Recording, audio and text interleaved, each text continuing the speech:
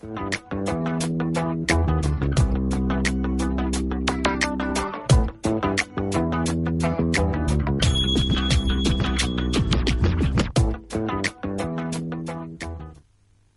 dear students, and welcome to this series of lectures in botany. Today we will be talking about bacteria structure. Before we talk about the structure of bacteria, let me tell you something what bacteria actually are. Bacteria are the most abundant and diversified group of single-celled prokaryotic microorganisms on Earth, adapted for varied living conditions, be it air, soil, water, ranging from most ancient lineages of extreme thermophilic chemosynthetic autotrophs that reduce gaseous hydrogen and sulfur to the lineages of photosynthetic autotrophs, which are represented by the cyanobacteria. Phylogenetic analysis of this diversified group of microorganisms through molecular approach reveal that 12 major lineages or kingdoms of bacteria do exist. And as I told you, this is a diverse world. If you take a pinch of soil in the palm of your hand, expectedly there are more than 10,000 different species of bacteria in it. And with all possible cultural combinations, we will not be able to culture more than 500 species of them approximately. For the rest of the species, we have to devise the appropriate media and the environmental conditions. But recent molecular approach and metagenomic analysis has allowed us getting a deep insight into the structural complexity as well as community profiles of these cryptic microorganisms. So for the structure of bacteria is concerned, it has two principal components: the external or the morphological dimension and the internal dimension. Morphology includes size, shape, and arrangement. So for their size is concerned, since they are microscopic in nature, they are very small, from 0.5 to 1 micrometer in diameter generally, due to which they have very high surface area to volume ratio. This is a very important thing.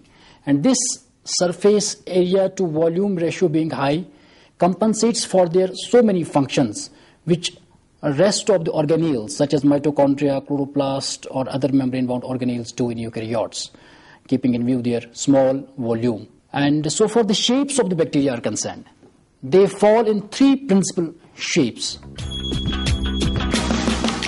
The rods, what we also call as bacilli,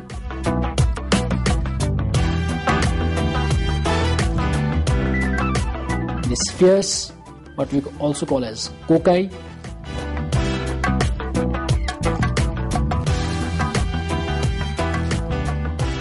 and spirals, what we sometimes refer also as spirillum type of the bacteria. And so for the arrangement is concerned, these rods or these spheres can either be present singly or they can be paired. When they are paired, we call them as, say, diplococcus or diplobacillus. When they are in chains, we call them as streptobacilli or streptococci. Likewise, they can be sometimes present in the form of grape-like structures or clusters when we call them as staphylo type of arrangement. The examples of these types are concerned.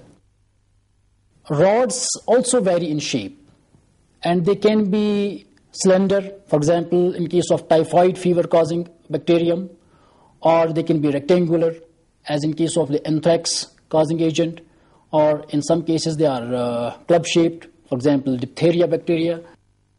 Likewise, streptobacilli, so far are concerned, they are the chains of rods, as I told you. Many rods in forming a chain. And cocci, so far are concerned, they can be diplococci when two spheres are present as a pair, as we see in case of the bacteria that cause gonorrhea.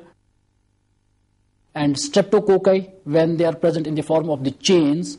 For example, those found in case of the intestines or involved in a particular disease of that strep throat. Then Sarcina type is a typical type of a bacterial shape wherein we have a cube-like packet of 8 cocci, as we see in case of Micrococcus luteus. Then Staphylococcus. They are irregular grape-like clusters. The number of spheres in them is not specific, as we see in case of the Staphylococcus aureus.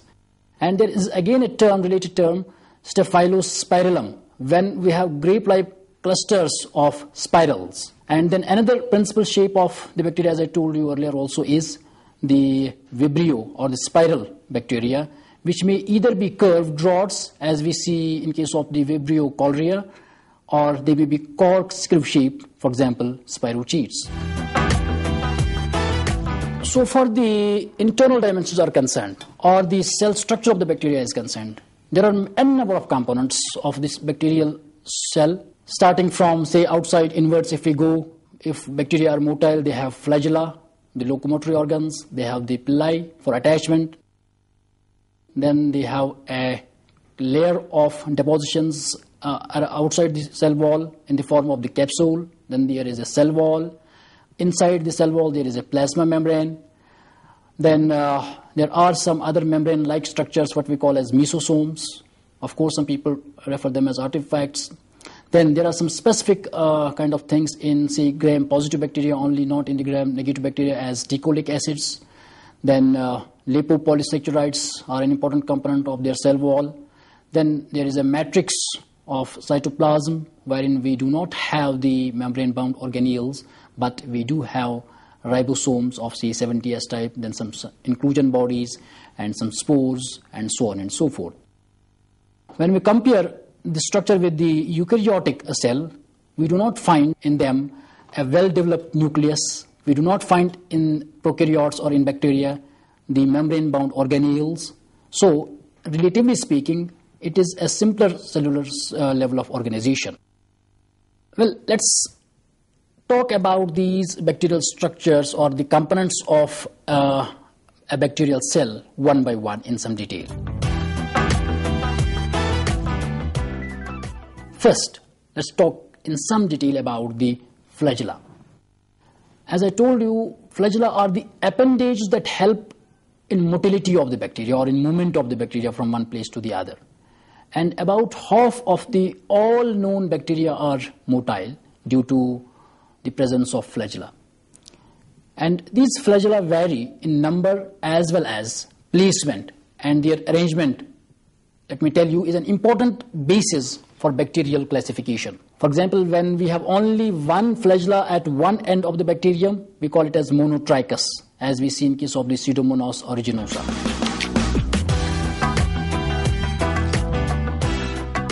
When we have two flagella with one at each end, it is a condition what we call as amphitrichous type of distribution, as we see in case of the Aquaspirillum serpens. Third is the Lophotrichous, where we have tufts of flagella at one or both the ends of the bacteria, for example, Pseudomonas fluorescens.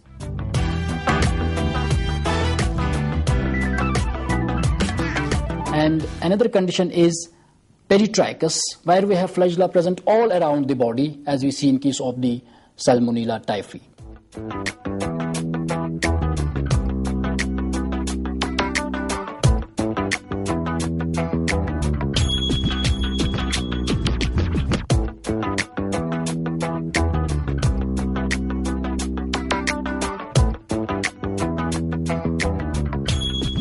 And some bacteria which do not have any kind of the flagella, they are referred to as atrichous. Let me tell you, flagellum is also present in some eukaryotes also. We have some flagellated eukaryotes. But so far the prokaryotic flagellum is concerned, it is about 1/10 of the eukaryotic flagellum in size and is about 10 to 20 micrometers in length. And this bacterial flagellum also differs from the eukaryotic flagellum in lacking typical microtubules with 9+2 arrangement and also a plasma membrane. It's not there. These bacterial flagella are composed of long, rigid strands of proteins, a specific protein called as flagellin. which are arranged in the form of chains and wound around a triple helix with a hollow central core inside. And each flagellum, in fact, is attached to a cell membrane by a basal region connecting or consisting of proteins other than flagellin. And a flagellum, if we divide it for the sake of convenience, has three important parts. It has a basal body, which is associated with the cell membrane and the cell wall. But the basal body has an important role to play. Let me tell you here that the basal body consists of a central rod or a shaft surrounded by a set of rings, as we see in case of the machines or the drivers. Gram-positive and gram-negative bacteria differ here, let me tell you. And it's an important point that gram-negative bacteria have two pairs of rings. One pair in the cell membrane and another in the cell wall. But gram-positive bacteria do have just one pair of rings. When flagella bundle together, they rotate counterclockwise and allow bacteria to basically run in a straight line. Then it has a hook that attaches the basal body with another part, that is the helical filament.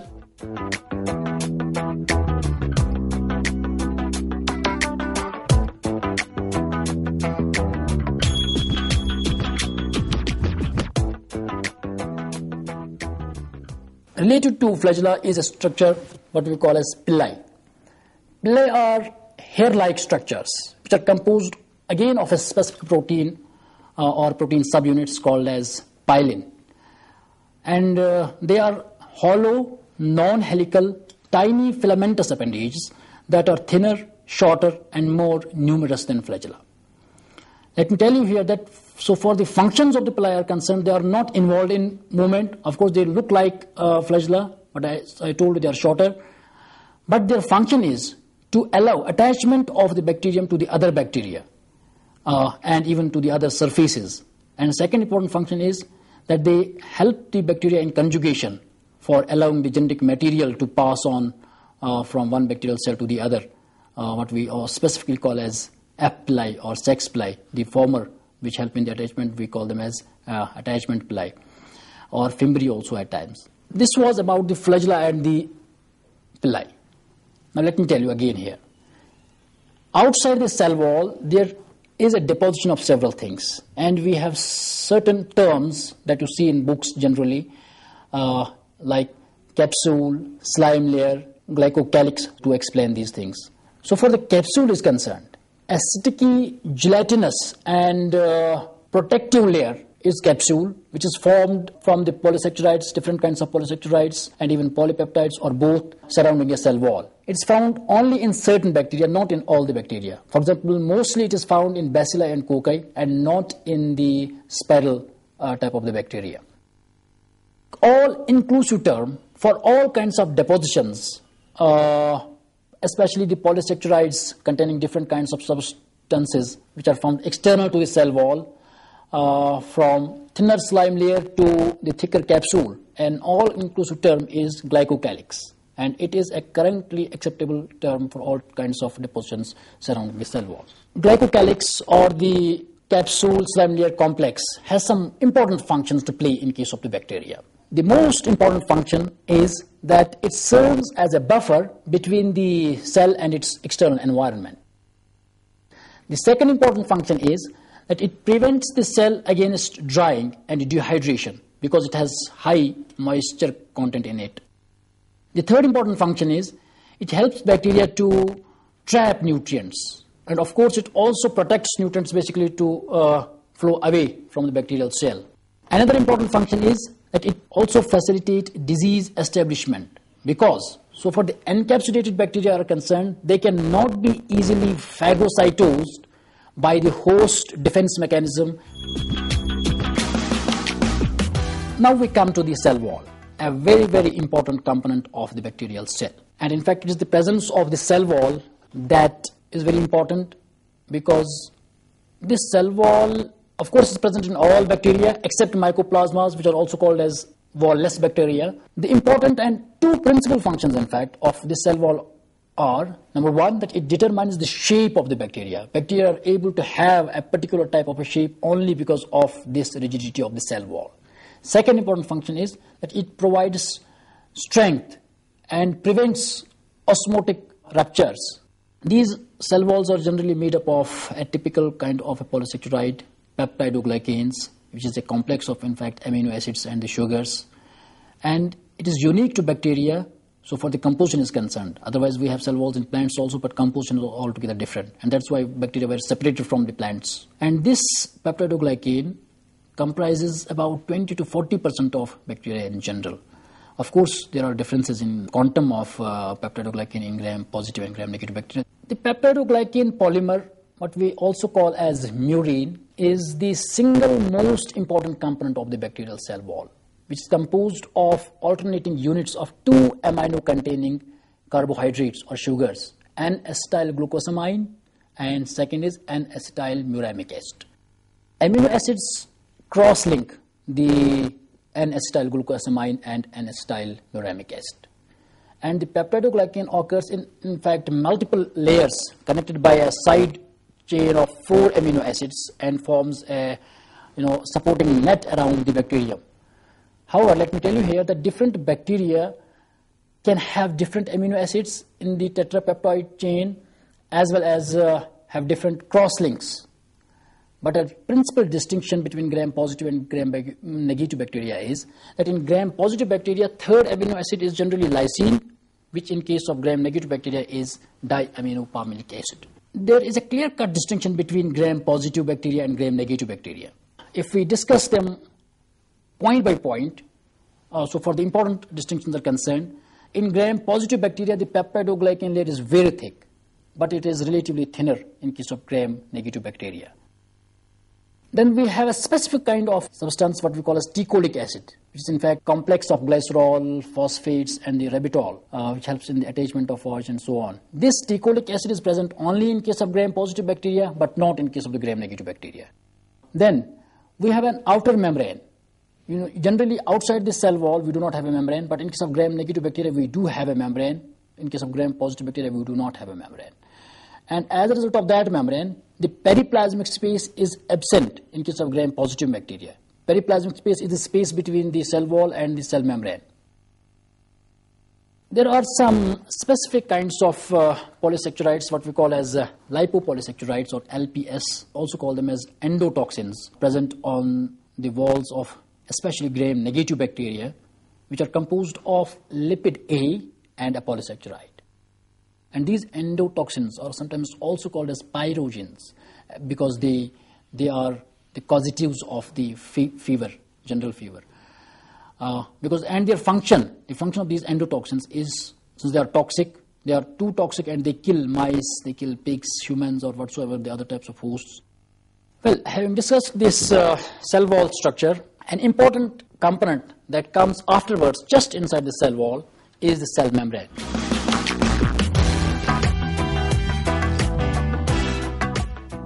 Cell membrane, as I told you, is an important component of bacterial cell, which is composed of lipid bilayer with some proteins, and it is a selectively permeable membrane. Of course, too flexible, but too dynamic. Generally, there are 60% around proteins and 40% lipids. This, as I told you, is a dynamic and active membrane. Therefore, it regulates the movement of materials into and outside the bacterial cells. Then again, an important function of this cell membrane is that it serves as an anchor for the attachment of DNA during its replication in the bacteria. Significant kind of difference between phospholipids of Eubacteria and Archaeobacteria. Let me tell you here, Archaeobacteria are those bacteria which generally live in extremely harsh conditions, and we see that they represent the ancient lineages of the early evolving bacteria. In Eubacteria, phospholipids and phosphoglycerides, in which straight-chain fatty acids are ester-linked to glycerol. And in case of Archaeobacteria, the lipids are polyisoprenoid branched-chain lipids in which long-chain branched alcohol or the phytanols are ether-linked to glycerol. Then there is internal membrane system also in the bacteria, Mesosomes, which represent the invaginations of the plasma membrane in the shape of vesicles, tubules, and lamellae, and so on. These are present in both gram-positive and gram-negative bacteria, but more prominently they are found in the former than the later. few functions have been just attributed to them. They may be involved in cell wall formation during the cell division. Then second function is they may play a role in the chromosome replication and distribution due to daughter cells. The third attributed role to them is that they may be involved in some secretory processes. Next is the cytoplasm. Cytoplasm, as you know, in general, in case of rest of the cells also, it is a semi-fluid substance, usually comprised of 80% or more at times of water and 20% of rest of the things, including salts, proteins, carbohydrates, lipids, nucleic acids, and so on. Phenomenon what we call as cytoplasmic streaming is generally present, but this cytoplasmic streaming is absent in case of prokaryotes or bacteria. And mitochondria or Golgi bodies or the other chloroplasts, the membrane-bound organelles, are present in the cytoplasm, as we generally find in case of the eukaryotic cells. And ribosomes, of course, they are present in case of eukaryotic cells also, but they are of 80S type. In prokaryotes or in bacteria, ribosomes are of 70S type, and they are attached either to the plasma membrane or they are present in the matrix. There is a functional difference between the two. Since ribosomes are the protein factories, they are involved in the process of protein synthesis. Those which are attached to the membrane are involved in the synthesis of such proteins that are to be exported. Then there are inclusion bodies, which refers to a variety of small bodies including granules and vesicles and so on and so forth. There are specific kind of vesicles called as gas vesicles, which are especially present in case of the aquatic bacteria that help them to have that buoyancy and floating action on the water. And so far the granules are concerned, they do contain very densely packed, compact substances which do not dissolve in cytoplasm. And each granule contains specific substances such as, say, glycogen, polyphosphate granules, which are for storage, then PHBs, polyhydroxybutyrate granules, which are for carbon storage. In addition to these things, in bacterial cytoplasm, there are some specific kinds of proteins, what we call as chaperones or heat shock proteins.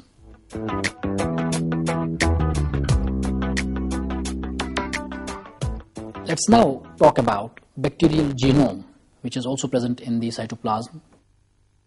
As you know, bacteria do not have a specific membrane around their nucleus or a nuclear membrane. They do not have a well-defined nucleus, but they have a nucleoid, and it is that nucleoid wherein we have bacterial DNA.